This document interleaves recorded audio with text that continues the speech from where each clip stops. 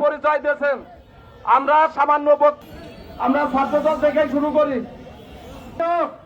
গণতান্ত্রিক সরকারের উন্নয়ন অগ্রযাত্রা এবং প্রশাসনিক কাজকে বাধাগ্রস্ত করার যে অপপ্রয়াস, সেই অপপ্রয়াসের একটা অংশ।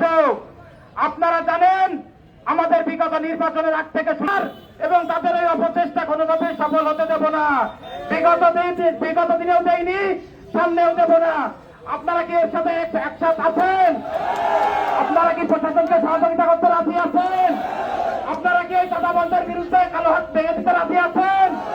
মোহাম্মদপুরে কি চাঁদাবাজ মুনাফিক বেঈমানদের টাকা দিতে রাজি আছেন? ধন্যবাদ বন্ধুরা।